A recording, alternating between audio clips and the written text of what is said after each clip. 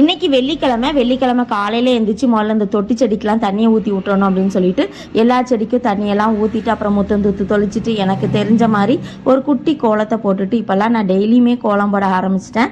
அதுக்கப்புறமா பின்னுக்கு வந்து பார்த்தா ரோஸ் பூ அழகாக பூத்து கிடந்துச்சு. சரி உள்ளுக்குள்ளே போய் நம்ம அடுப்பு வேலையை பார்ப்போம் அப்படின்னு சொல்லிட்டு சோத்துக்கு உலையை வாத்து போட்டேன். அதுக்கப்புறமா கொண்டைக்கடலை ஊற வச்சுருந்தேன், அதையுமே அவிச்சு எடுத்தாச்சு. கூட்டுக்கு அவரைக்காய் வெட்டி கூட்டு பண்ணியாச்சு. அதுக்கப்புறமா குழம்புக்கு வெந்தய குழம்பு வைக்கலாம் அப்படின்னு சொல்லிட்டு அதையுமே ரெடி பண்ணிட்டேன் பார்த்துக்கோங்க, சைட் பை சைடாக.